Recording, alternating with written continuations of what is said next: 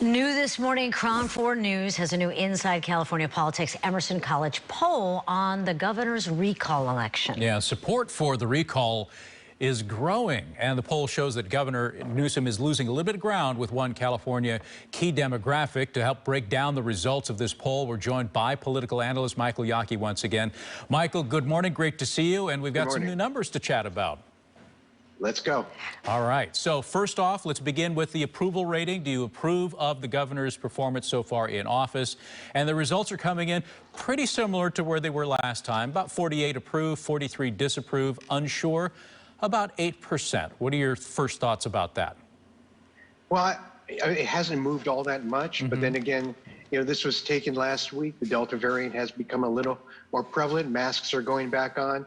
It's going to be interesting to see where this goes in the next 2 weeks, especially as the state and the entire country begins to grapple with what the Delta variant is going to mean to schools, to stores, to ballparks, everything that people thought they were going to not have to deal with during the summer. But the recall numbers have gotten a lot closer. Now really it's a dead heat, Michael. Let's take a look at those.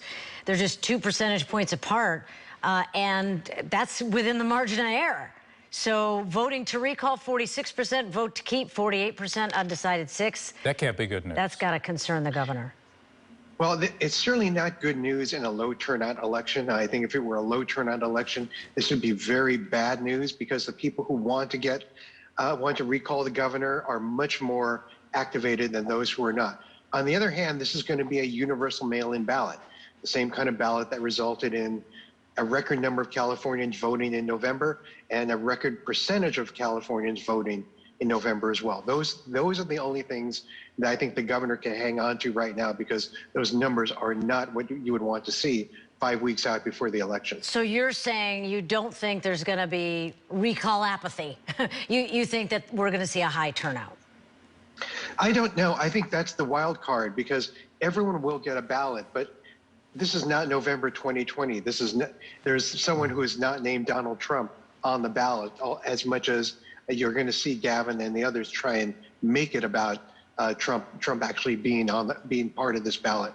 But that's the wild card because is it more convenient when everyone gets a mail ballot at home? Absolutely. Did you see that borne out in the election last year? 86% of the people who voted did it by mail-in ballot. So does that help him? Yes, but on the other hand, for communities that maybe are not happy with him, who might also be low turnout communities, that's not good news for Newsom as well. So it cuts both ways. We're not going to be too sure. It's going to be a long election night, I think. Oh, and do you find that COVID and the timing of this Delta thing and the surges have helped or hurt? Because I remember before they were saying, oh, the sooner the better, but now we're seeing all of this COVID stuff go downhill and tightening up and mask rules. I wonder how close to the blame, how much blame he'll get for that.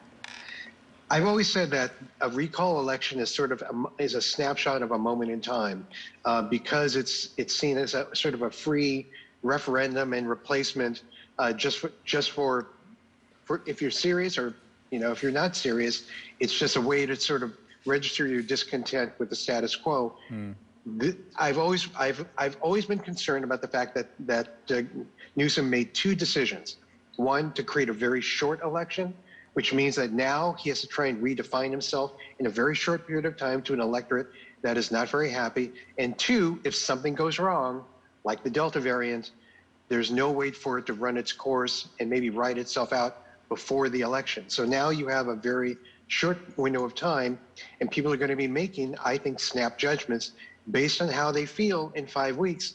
If the Delta variant is still around and affecting school openings, affecting how your summer went, that's going to have a very bad impact for Newsom come when people start receiving their ballots.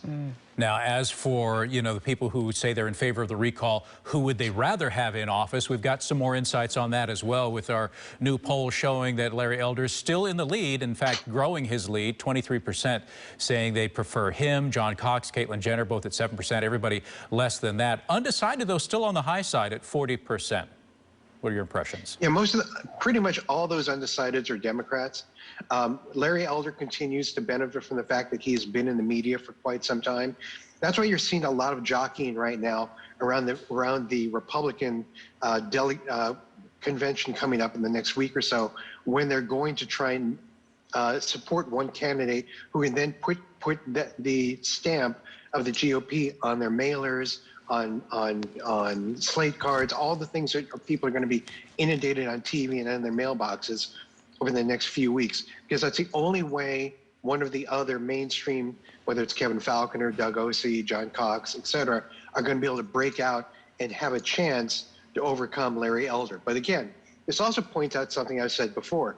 You can have a situation where Gavin Newsom could possibly lose with 49.9% of the vote, and the person who replaces him could only have 20% of the vote. And that's that's something that I think the voters have to weigh when they just decide, would we ever have elected any of these other people in any normal times? And is that enough of a reason to throw out the incumbent governor? But we should look at that poll again, James. Put that poll up again with all the competitors. Okay. Because really, the strong second place is someone else. You like that? Someone else. Other than Governor Newsom. Yeah, right. Okay, now, what are we going to write? You can't just write in anyone else, right? You got to pick one of these.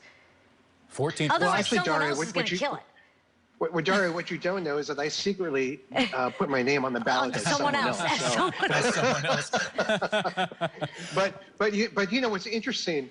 I was looking at all the different cross tabs, all the different breakdowns. Yeah. And the biggest support that Caitlyn Jenner has is in the Latinx community. And the Latinx community, by the way, is the one community where the governor is seriously underwater in terms of his approval and recall. Why numbers. is that, do you think? You know, I was looking at that very carefully, and two things struck out. One, unlike any of the other community, jobs was one of the top three. So it means that economic issues are still very prevalent. Housing costs was number one. And again, I think that what you're seeing is a lot of displacement, a lot of anger about the inability to find a place to live. Could be the fact that a lot of people are worried about being evicted if they have a mortgage and they lost their job, they're in forbearance. That runs out in a few months. And then COVID was up there too, disproportionately again with the Latinx community. And I think that's because of the disproportionate impact that COVID has had on the Latinx community in terms of vaccination rates, in terms of the death rates. These are things that really mean something. And I think you're going to be seeing the governor spending a lot of time in Southern California, particularly Los Angeles, because that big drop off, it's like 20 points, 20-point difference between wanting to recall him and wanting to keep him in office on the negative side for Newsom is something that he's going to be needing to address. Homelessness, barely registered in the Latinx community, is very big in the Caucasian community, in the white community, which is split with the governor. So there are a lot of different, people like me, we break this stuff down, in little bites to sort of figure out what the snapshots are for messaging, for campaign strategy. The problem is there's very little time for the governor to take all this information, gear it up, spin it out into some kind of a strategy. And this was, a decision of his own making, essentially. He has very little time to sort of take these numbers and figure out, how am I going to get these people to move back? Why is 27% of my Democratic Party right now not sure if they're going to vote to keep me in office when it should be around 80 or 90%? Those are the things that are going to keep him awake at night for the next five weeks. Fascinating. Okay, thanks a lot, Michael. As always, as we count down towards that special election, the recall election. And by the way, we put all the information on this poll that we've been breaking down with Michael on our website at KRON4.com. We've put it all in one single story so you can read through it and break down the numbers and see, how they've been changing over time. And as Michael said, what the governor needs to do between now and, a month and a half before the recall election. We'll be right back.